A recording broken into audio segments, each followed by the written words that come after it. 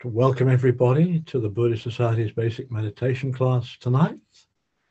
I think it's being, yes it is, it's being recorded, but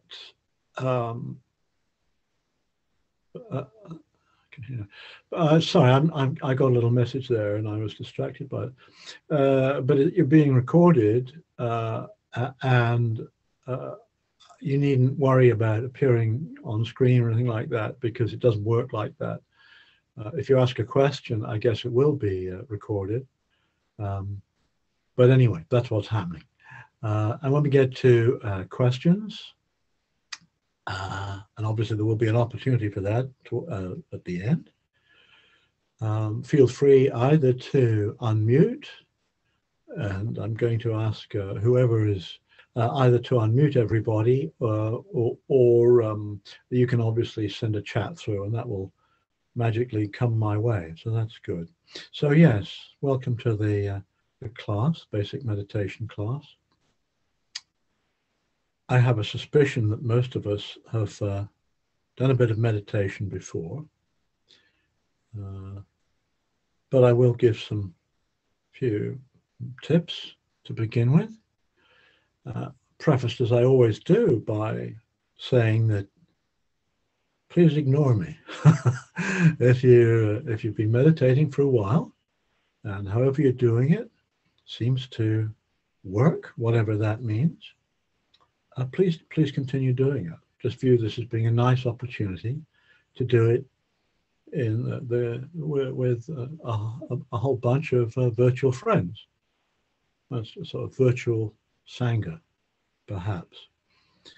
But if you'd like a few tips, I'd certainly can offer a few. I mean, first of all, just the general attitude, curiosity, open-minded curiosity. An open mind is really the best thing we can bring along to a period of meditation, because mindfulness meditation is a mind opening. It's a mind opening practice, actually, a mind opening practice. And so an open mind is a pretty good start. So an open mind, just curiosity. To me, mindfulness is all about doing things. And the things in question are noticing what comes into the mind and letting go of what comes into the mind. That's quite radical. Usually what's going on in the mind is it's automatic, and we ignore it, and we act on it. And this is a different way of approaching things. The important thing to remember from a Buddhist point of view is there's the mind and the contents of the mind. And really the practice is noticing the contents of the mind and letting go. Noticing the contents of mind and letting go.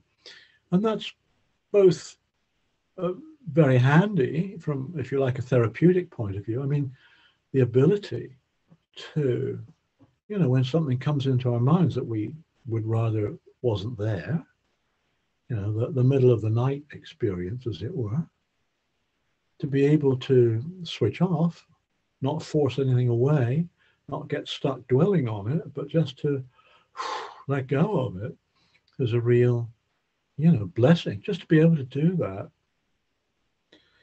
But as well as this sort of therapeutic benefit, if you like, that's secular mindfulness. From the point of view of Buddhist practice, the letting go of the contents of the mind, so that we're just aware of the mind itself. There's the mind and the contents of the mind. Just aware of letting go of the contents and being aware of, in fact, being the mind itself. I often talk about going to the movies. There's something playing on the screen. We get immersed in what's playing on the screen, the show, the dialogue, the characters, the action, But we often ignore the screen itself. The screen itself supports whatever sort of movie it is. The screen is crucial to going to the movies, but we ignore the screen. Right? And so when we practice mindfulness meditation, we notice what's going on in the screen, And maybe we can let go of the contents, of the action, of the thoughts, of the memories, of the hopes, plans, doodly, all the emotional stuff. And just for a moment, we just kind of glimmer at what's supporting all of that, and that's the mind itself. That's the more spiritual aspect of it. Noticing and letting go. And I put particular emphasis these days myself on the letting go of it, the letting go side of it, the just relaxing side of it. In Buddhist parlance, the big problem is clinging, upadana, grasping, hanging on to, clinging to what's going on the screen, you know. And so the mindfulness practice, which is both therapeutic, just being able to get a good night's sleep, but it's also deeply spiritual in the sense that, I've tried to describe, but that has to be experienced. So anyway, noticing and letting go. To notice needs alertness to a degree, so an upright posture. You can be mindful in any which way you like, but it helps to be have an upright, alert posture. And the letting go bit suggests that relaxation is good too. You know, I have this idea in my head that letting go of thoughts is relaxing a mental muscle. I mean, I know that's nonsense, but practically it's nonsense. But it feels sometimes, doesn't it, that something inside our heads is clasped onto whatever's going on. And, when I physically clasp onto something, when you just relax by letting loose that muscle, letting that muscle go loose. And so that's... So a relaxed posture helps that, I think, supports that approach to practice. So an alert posture, but also a relaxed posture. And everybody has to figure out for themselves what that means. Alert, relaxed, stable, not moving around much. And bring the attention to the body, just checking out the posture. How does it feel? I mean, in particular, do we notice any tension anywhere in the body? And it's not, it shouldn't be there, but if we notice it's there, perhaps we can just breathe out, relax around about it. And then if we notice that the mind is, or the mind and the body are feeling dull and drowsy, and there's just a risk at 6:45 of an evening, we're going to nod off to sleep, then you just put a bit more oomph into the posture, a more alert posture. Sweeping the body is a very good practice. Noticing major sensations. Your feet. Feet are very sensitive, aren't they? Everybody's feet, I suspect, are touching something, even the inside of our sock or shoe. And everybody's sitting on something, except those of us who are standing up. Right? So you notice contact, the weight of the body as we sit here. And you notice the weight of the belly, sitting there in the pelvic area. And you can feel the breath in the abdomen. Can't miss it, really.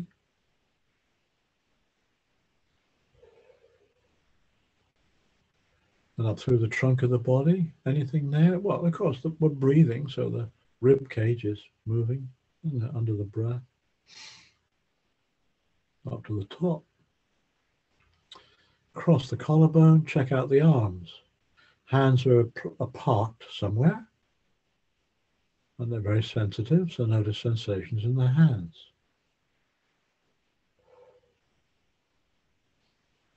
In the palm of the hands. Warmth, touching. Sensations in the arms, clothing, touching the arms perhaps. Heat and cold. Up to the shoulders. And check out the back. And we can start at the bottom again. You just feel the backside sitting on the chair, cushion, bench, floor. Weight of the body, bring the attention up the back, up the spine, the curvature of the back, the smaller the back, the sides of the trunk, up to the top, the shoulders. Any tension there? Maybe there is, maybe there isn't. Just notice that. Into the skull, the throat, and the lips are probably closed. But is the jaw clamped shut? It doesn't have to be. It doesn't have to be. Saliva in the mouth, breath on the nostrils, warmth of the room or the cold of the room on the skin of the face. Eyes half open, closed, sensations around the eyes. Forehead, are we trying too hard perhaps? Please don't do that. There really is nothing to do. We're just sitting and noticing and not attaching to it. And then we can really fine-tune this practice and pay attention not just to the obvious sensations in the body, the feeling of sitting, or the hands or the shoulders or the feet, but really I like to then switch entirely to noticing no sensation. And maybe there's an itch or something on the top of the head. Maybe there's nothing. It's like there's nothing there. And in that moment, maybe we're more aware of the screen rather than the movie. There's a thought for the evening. And then we can fine-tune our awareness. The lips touching, the eyelids touching. It's interesting, isn't it? The eyelids touching. We notice when we've got an eyelash in our eye. I can't miss that. We're sitting here with the eyes closed, if we're doing that. Or if we're sitting with the eyes half open, notice the sensation or the feeling of seeing. Feeling of seeing. Breath on the nostrils, saliva in the mouth, tongue touching something.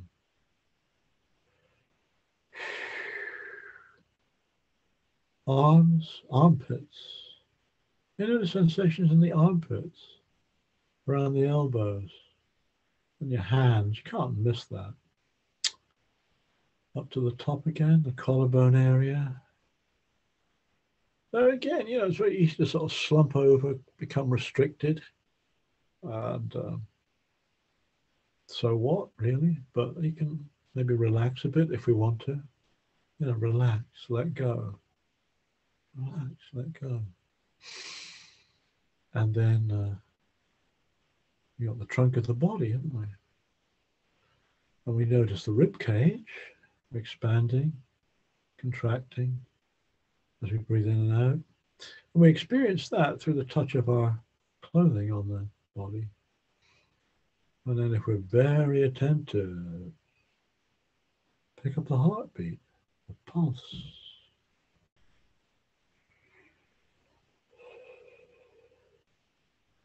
And down through the body, pelvic area. Anything going on in the stomach? The hips, upper legs, thighs, knees. Any discomfort or stretch or anything across the knees, just notice that.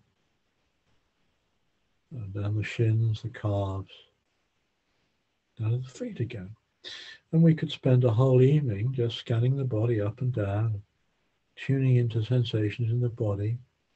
And one of the reasons that's such a darn good practice is because all sorts of stuff comes into the mind, emotional stuff, and this, that, and the other. And they manifest as sensations in the body as well. We all know that. If we get angry, the body feels a particular way, hot or tense or whatever. We feel anxious, you get butterflies in the stomach. You notice that? You're sort of fed up, body gets kind of heavy, doesn't it?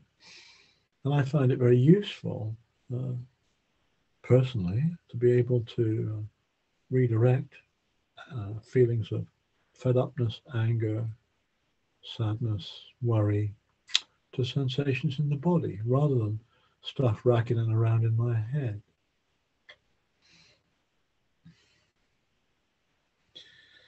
So we're paying attention to sensations in the body, noticing and ideally letting go. That's the idea. Same with the mind. How's the mood tonight? Bright as a button, terribly dull. It's all stuff to practice with. I'm not saying that one is more pleasant than another. That's not the point. It's like just noticing the way it is. Noticing the mood, and of course noticing the thoughts.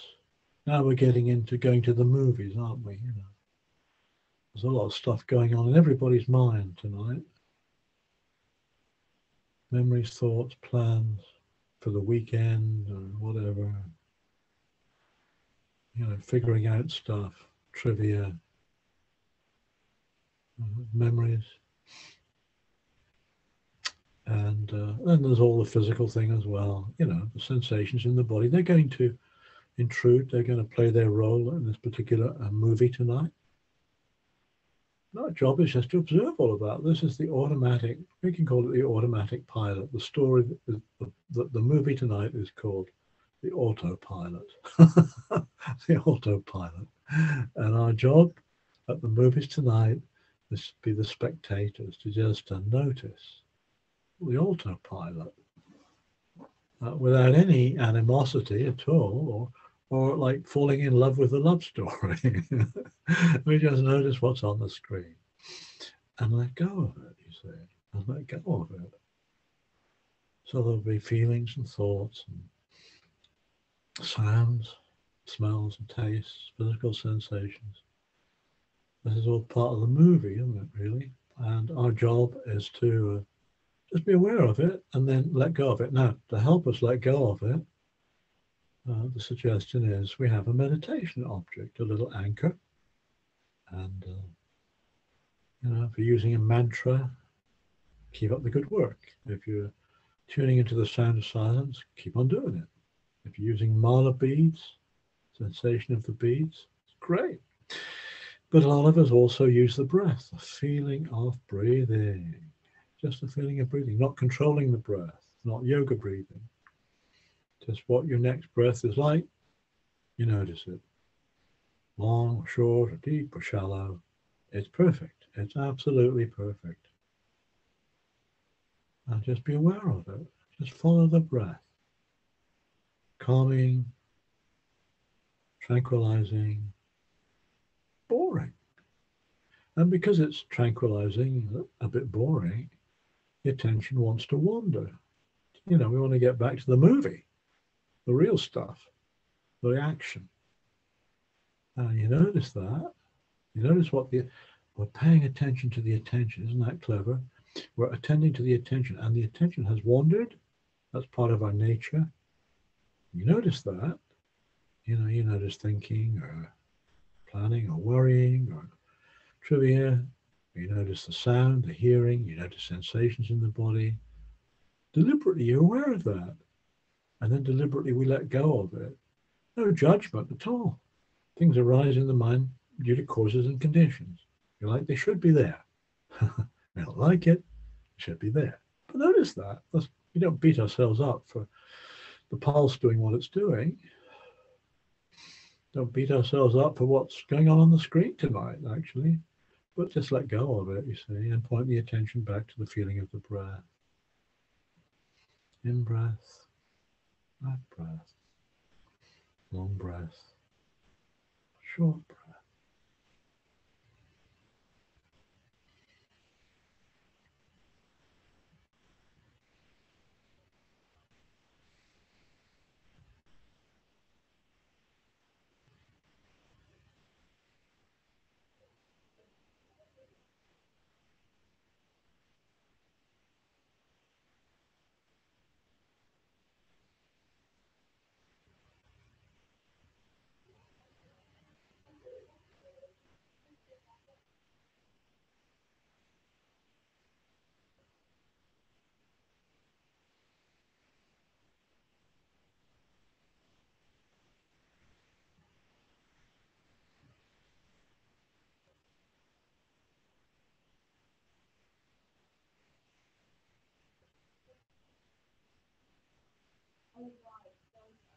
And can we follow each breath from the moment an in-breath begins,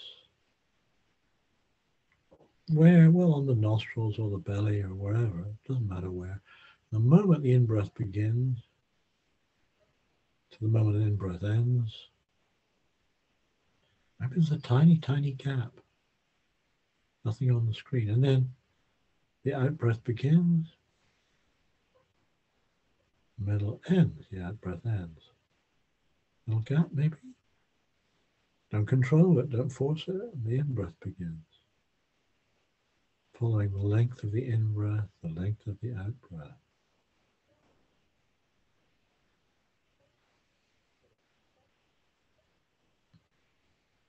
Just enough effort to let the attention rest on the breath. I don't like to call that concentration. It's more like learning to let go of everything else.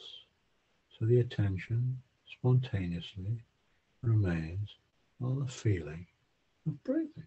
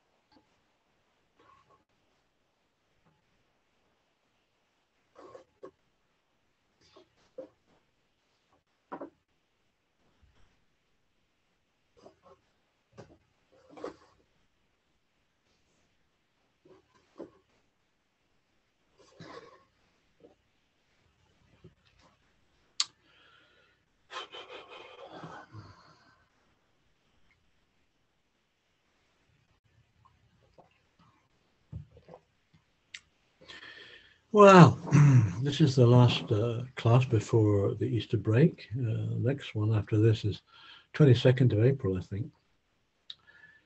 And I'd like to have a little, I can say, meditation on Easter.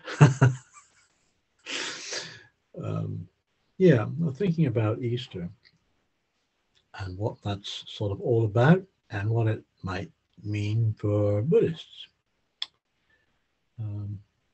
So the Easter story, I guess we're all familiar with it.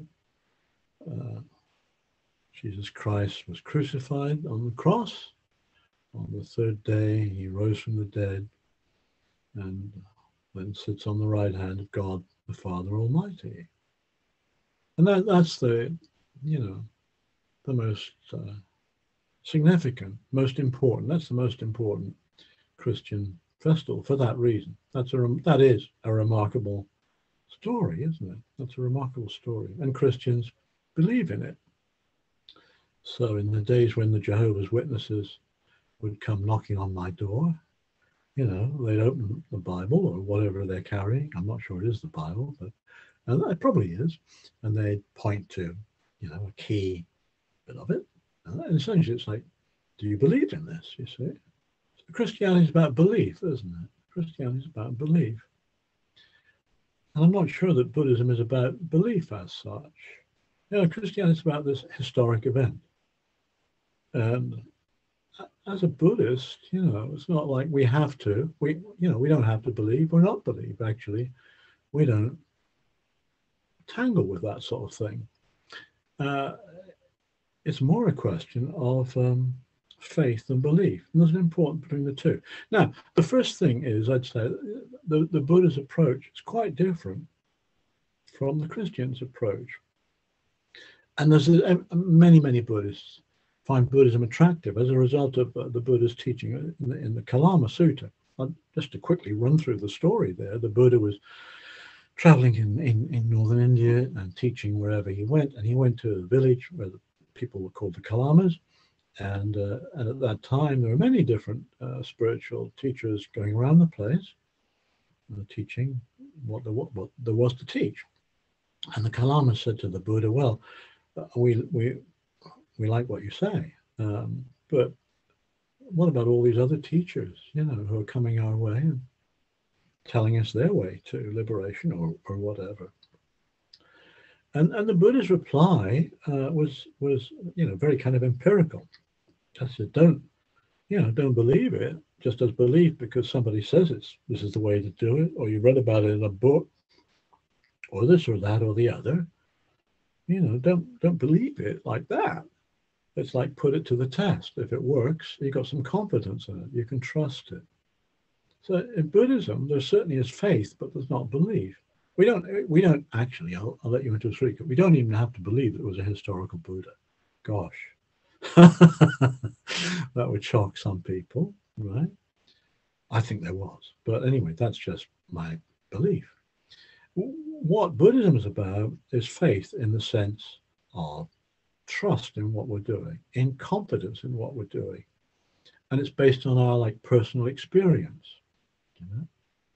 If you like, it's Ajahn Barry and other teachers talk about intuition. It's about our intuitive understanding from our own experience that Buddhism works, actually, that Buddhism does what it says. That's not the same thing as just believing it, is that you know it from personal experience. Now, I want to say a little bit, there again, getting back to Easter time and all of that, you see, because one of the hindrances, the so-called obstacles to our practice is doubt, is skeptical doubt. And that's not doubt in the sense that, I don't know whether to have pasta or pizza tonight. I don't know. Or I don't know which of these vaccines are supposed to be the best. Or even, I'm studying Buddhism and I'm not quite sure about this term vijnana or chitta, these various, bits of technical terminology. We're not talking about that. That's not doubt in the sense of an obstacle necessarily, unless we sort of attach and obsess to all of that stuff. But doubt in the sense of a hindrance to Buddhist practice is doubt about the fundamental practice itself. And I think everybody who does any Buddhist practice, or probably any spiritual practice at all, goes through a dark time when you think it's a waste of time.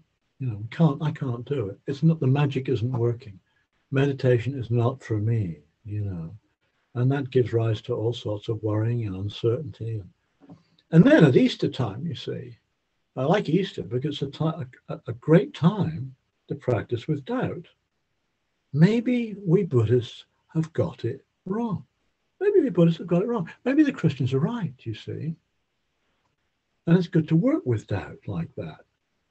Maybe Buddhism has got it wrong, and maybe Christianity is right. And that's a heck of a thing to sort of toy with as a Buddhist. How do we do that? How do we do that? It's like, then we remember what mindfulness practice is all about. It's just another movie on the screen. It's got a very confusing plot. It gives rise to worry, right? But it sort of comes and actually it goes. It comes and it goes. It comes and it goes. It's not permanent there, is it? When anything comes into the mind, like the other day, here's an utterly trivial sort of story. I mean, the other day I had an email referring to stuff that happened in the past. And I was quite absorbed in that. I mean, it wasn't sort of personally damaging, but it's like, yeah.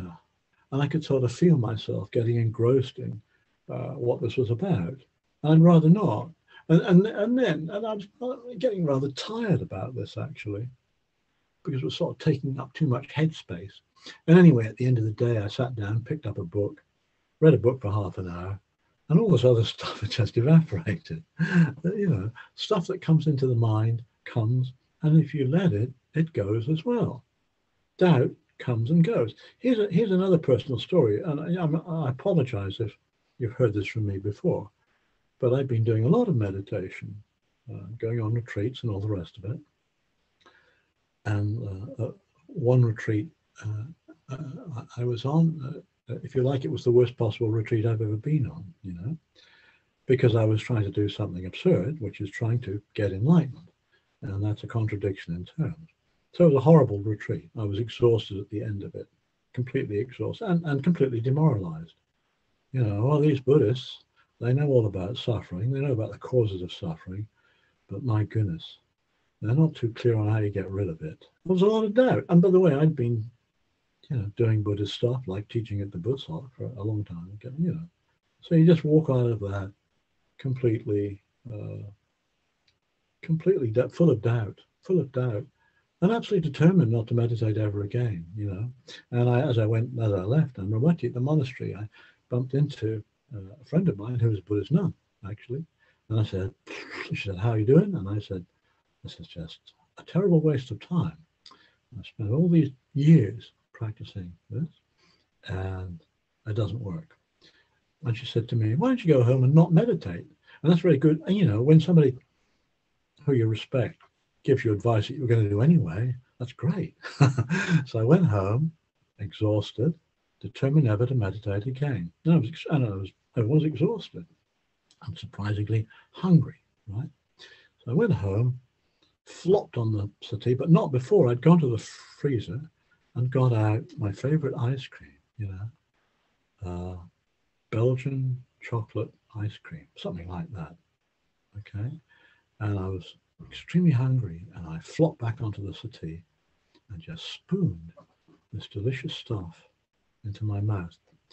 And then a little light bulb went on. I'm not saying it's a great mystical experience, but at the time I was chomping away, at the very moment I was chomping away on this delicious ice cream, the doubt had just vanished. At that moment, the doubt that was in my mind had gone. And in the mind was the taste of chocolate ice cream, And then maybe, and then, because I'd been practicing for quite a while, you could see that doubt, even kind of gut-wrenching doubt, even, to make it terribly dramatic, the dark night of the soul, not that Buddhists are terribly keen on souls, but anyway, that had gone. Doubt comes and doubt goes. It's as simple as that. Doubt comes and doubt goes. When you see that doubt is impermanent, when you see that doubt is impermanent, then there's no doubt, is there? You know, all this stuff about Buddhism doesn't work. When one applies Buddhist practice, mindfulness, for want of a better word, to doubt, you see it goes, it comes and it goes. And then there's no doubt. And then there's faith, not faith in the sense of believing in Buddhism, but faith in knowing that this stuff called Buddhism really does what it says on the tin. It's true. You know it from personal experience. And then there's no escape. You just have to keep doing it some more because there's no doubt that it works. So there you go. The difference between faith and belief and doubt and what to do about it. Let's sit meditation for a bit and then we can have a discussion. So, back to basics. Compose the body. Be aware of feelings in the body.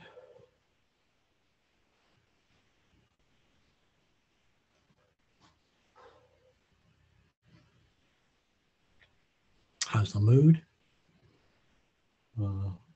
If I've triggered off a lot of thoughts, I apologize. Turn the attention to the meditation object. And just sit. Just sit. Go to the movies. Watch the screen. Let go of what's on the screen. And maybe be aware of or even become the screen. That blank, expansive, awareness, which is the natural state of the mind. I won't say any more for a bit.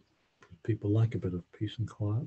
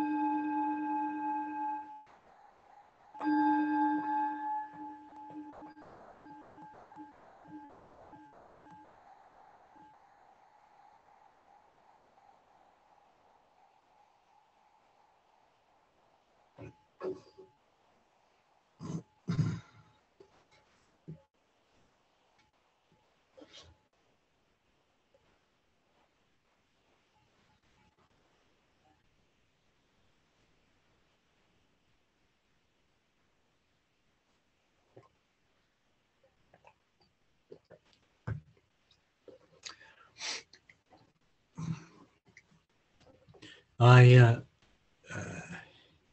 I suggested the faith to doubt,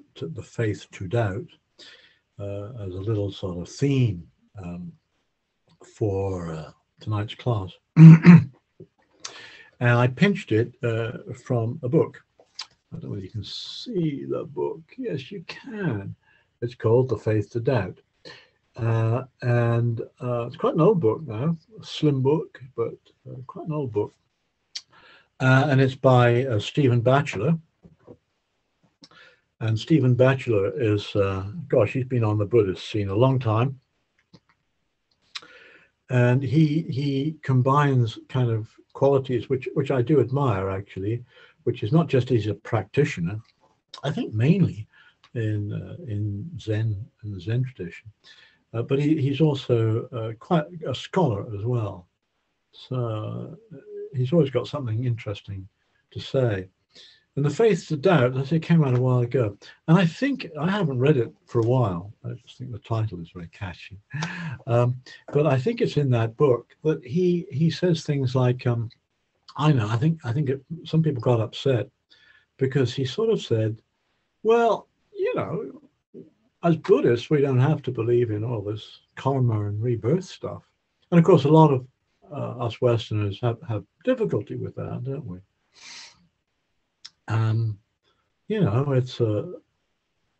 It's problematic for a lot of us. On the other hand, there's absolutely no doubt that it's an integral part of the Buddhist teaching and Buddhist doctrine. But you don't have to believe in it. You don't have to believe in it. That's his point, and that's perfectly true. You can be a good Buddhist and not believe in it, because Buddhism is not about belief. Now, that doesn't mean that karma and all of that is not operating. It's just you don't have to believe in it. Believe in it, don't believe in it.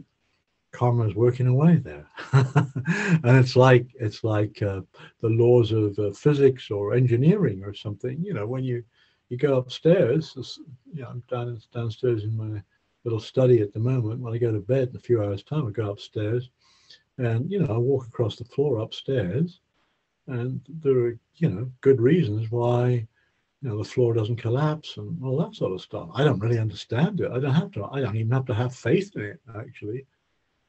Well, it works. It works. So, you can fly on a plane. You don't have to understand principles of aerodynamics or even believe in them, actually, right? But it will work. Whether or not we believe in this is, frankly, is neither here nor there. What we do is it's like, it's not a question of belief. It's a question of, do we have confidence in this practice, in this actual practice from our own experience?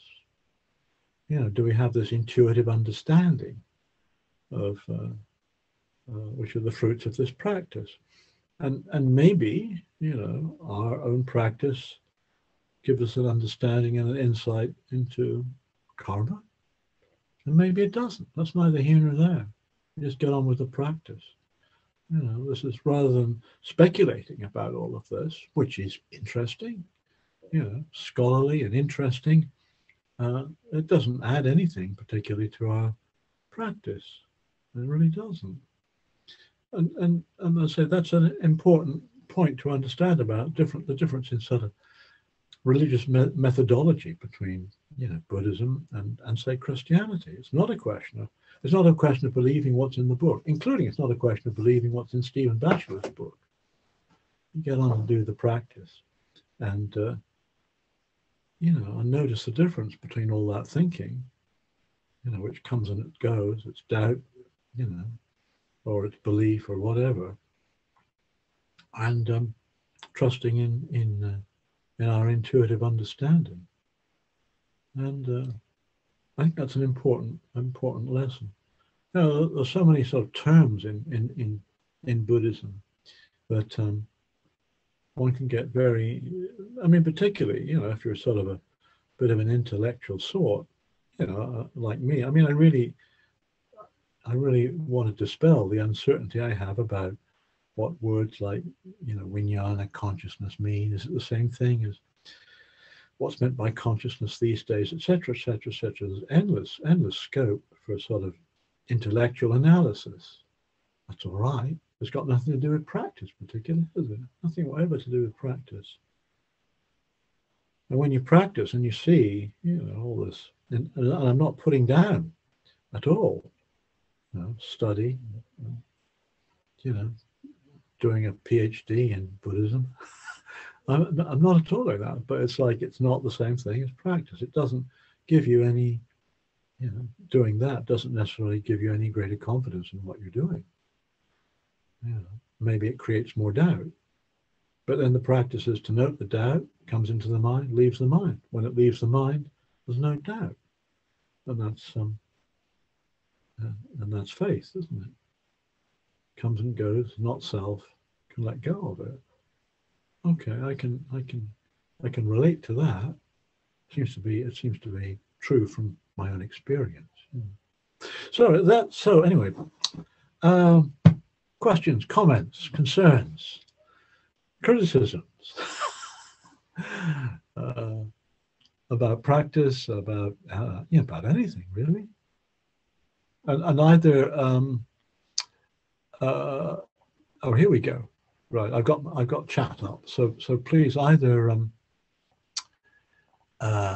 unmic, and I'm hoping that everybody can unmic if you want to. Wongdu or whoever's the magician behind the screen can allow everybody to unmute who wants to. That's fine. Hang on, I've just got messages coming through. Here's a question. How can you say that believing in Jesus is not faith, but believing in Buddha is? I don't like the main secular Christian religion. I like the meditation and mindfulness of Buddhism. But I know and love Jesus as my personal savior. Okay, fine. I mean, no problem at all. When you say, I'm not saying that it's a faith thing. I mean, Jesus, and I'm trying to get my head around this. I have no reason to doubt that Jesus lived. I have no reason to doubt that the Buddha lived. Right?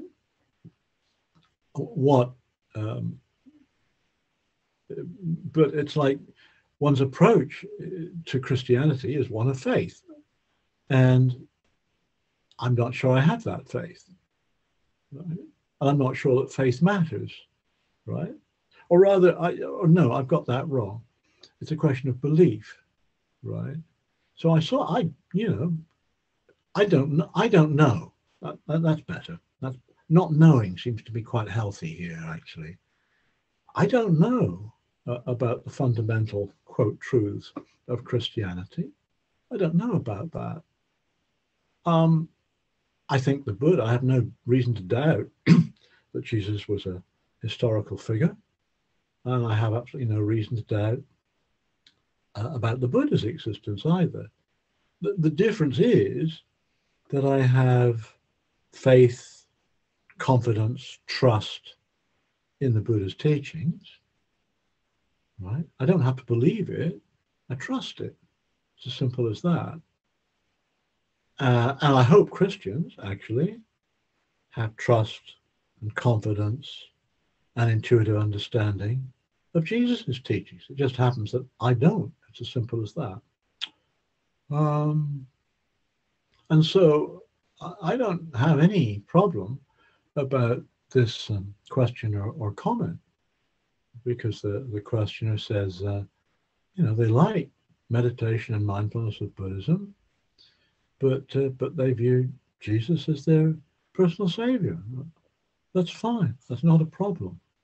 And I very clearly remember the first meditation retreat I went on at Amaravati, which is a Buddhist monastery. You can't go there and think it's not a Buddhist monastery, because there are big Buddha images all over the place. And the retreat, I guess, was taught by a Buddhist monk or a Buddhist nun. But sitting across the room opposite me was a Christian nun in a Christian habit with a great big pectoral cross on. Fine. I mean, what she was doing was probably exactly what the questioner was saying. Really likes mindfulness and meditation and all that, but Jesus was her personal savior. As a Buddhist, fantastic, fantastic. From a Buddhist point of view, Christians can be Buddhists. I'm not sure that works the other way around, right? So, it's like in the States, where there are lots of Vipassana teachers in the States who come from a Jewish background. And maybe we're just a smaller population here altogether. So, there are a lot of they talk about Jubus in the States. There's no contradiction from a Buddhist point of view in that at all. You can be, for all I know, a Sufi and a Buddhist at the same time. Or from a Buddhist point of view, a Muslim and a Buddhist. Now, that doesn't work in the opposite direction, I suspect. But that's not my problem, not my problem. So I don't have any difficulty about somebody saying, wow, they really appreciate, the Buddhist teachings on mindfulness and all that, the meditation. And probably, it's like, because you've got confidence that you've done it, and it helps, you see. But also at the same time, quote, love Jesus as my personal savior. No, I don't have a problem with any of that. I really don't. Any other questions or comments? Please feel free to fire away and ask any questions.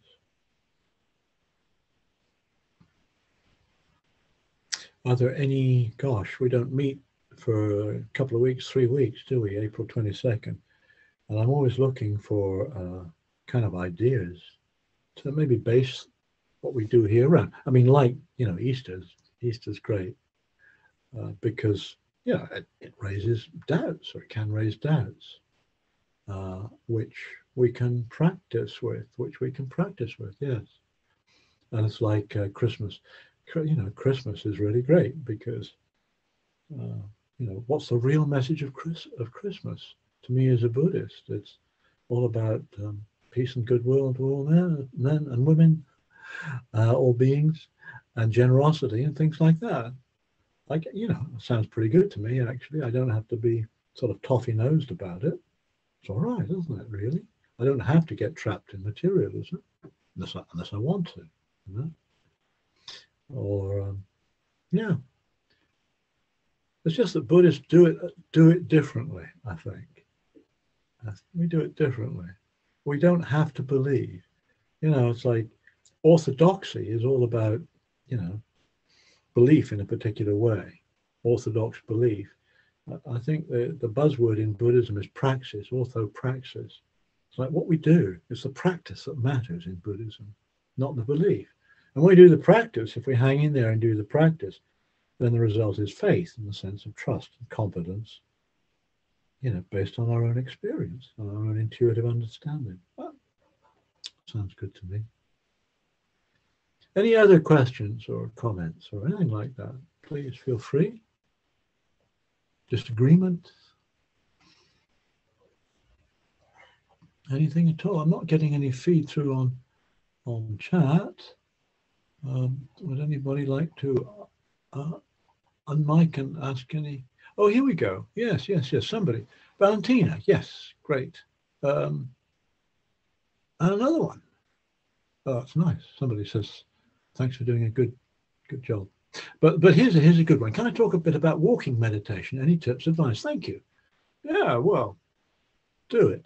That's the first thing. I really like walking meditation. I mean, and if you've got a day or something or an afternoon, and I'll do some meditation today or this afternoon. It's not, unless you're a kind of super person, you're not going to sit all the time, but you can alternate sitting and walking meditation. And that's what happens on the retreats at Amravati, I suspect everywhere else. So, you might, an hour might be 40 minutes sitting and 20 minutes walking, something like that. A bit about walking meditation. Well, yeah, sure. So what? This is what I try. Excuse me. This is what I do and what I advise. Um, it's a bit more than just going for a nice ramble in the countryside. That's the first thing. But you can certainly sort of meditate like that, but it's a bit more, for want of a use a dirty word, a bit more disciplined than that, I think. So what usually happens is you find a space within which to walk. And if you're outside, 20 paces, 30 paces, something like that. Something like that's good. Not 100 yards because your head goes all over the place. You don't stick with it. But, 20 paces or a bit more, 30 paces, steps. Or if you're in a really, really tiny, look, if you're in a prison cell, I haven't done the prison thing for over a year now, but if you're in a prison cell or like in my little study here, bookcases over there, door is just sort of over that way, you can still do it. And what you do is you walk to and fro. So you'd stand up, you get to the end of your walking path, you compose yourself, and you just bring attention to standing, actually. In fact, you can do standing meditation. So if you do standing meditation, or you're beginning to do walking meditation, you stand there and bring attention to the feeling of standing. And literally put your attention on the soles of your feet.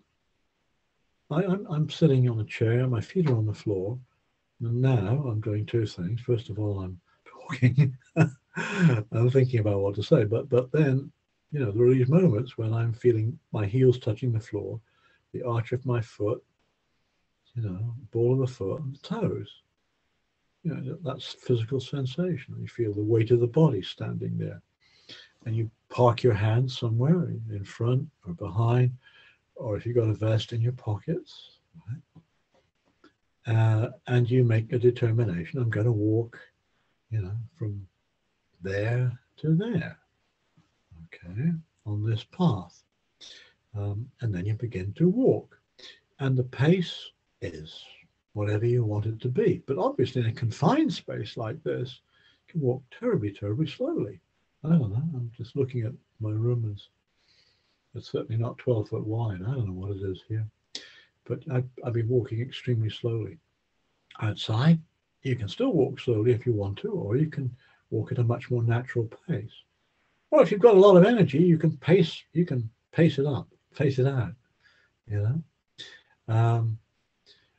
But the practice is being aware of the sensation of walking. And in particular, I think my take on it is being aware of the footfall, By the way, you can also be aware of the breath as you walk, but I'm a simple sort, I just like to sort of have one meditation object at a time. So I'm, aware of the footfall. And then I'm just now thinking about what's involved in taking a step. To take a step, I'm pretending I'm standing here. And I'm pretending to take a step. And the first thing I notice is there is an intention to do it. I'm off autopilot. There's a real life intention, something, neurons or whatever, are buzzing around in there. And they're telling me to raise my right foot, to raise the right foot. And this is whether or not you're doing it real slow or not.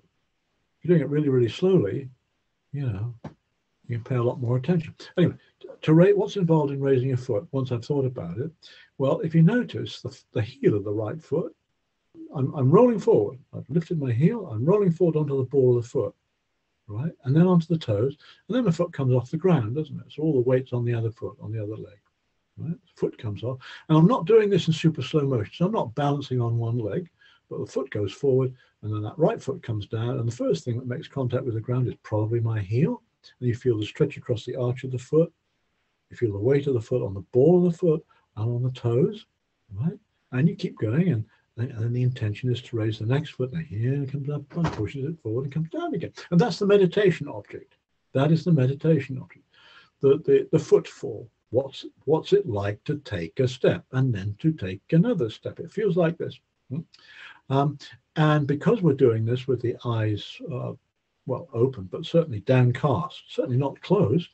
By the way, it's fun to do it with your eyes closed because you notice all sorts of other things.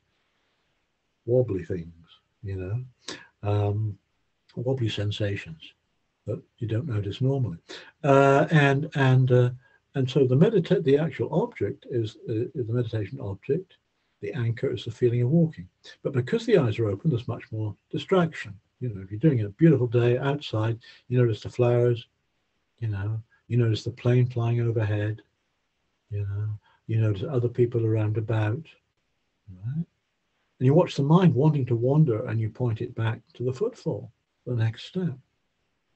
You know, that's the practice. So not following the breath as the anchor, but bringing the attention back to the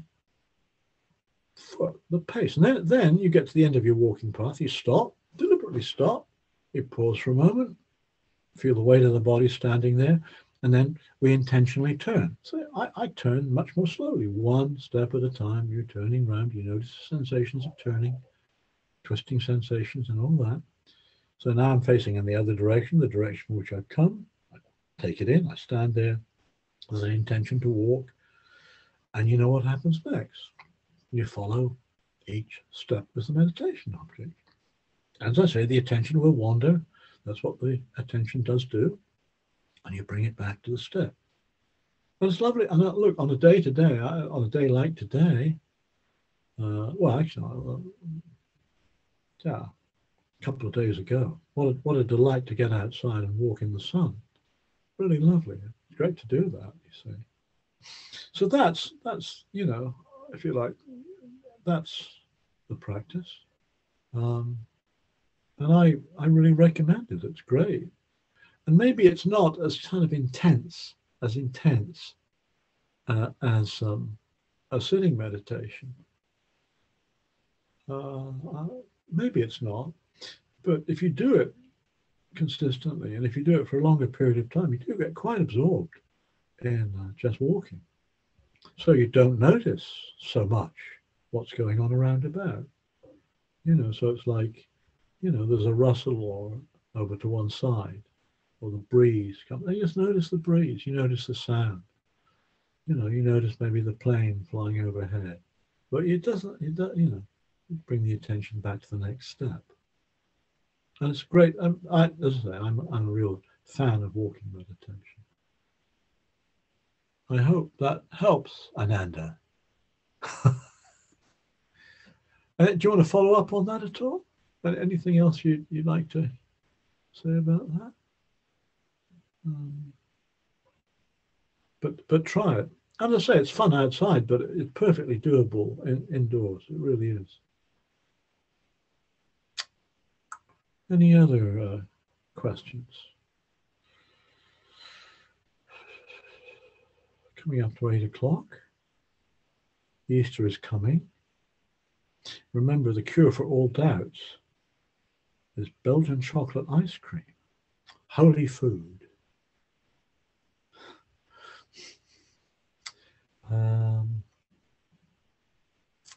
No, is there any more at all? Plenty of people still here. I'm happy to stay here for a little bit longer.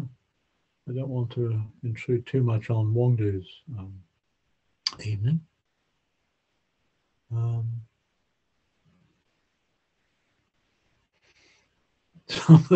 Somebody said that's a lovely thought about chocolate, isn't it just?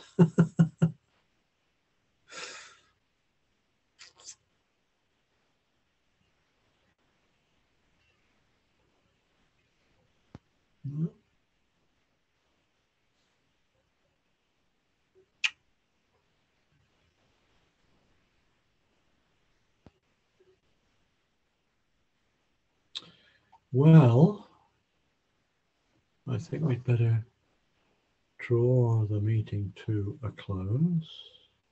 I'd like to thank you for coming. I'd like to thank Wongdu or Odin or whoever is behind the scenes enabling this to happen.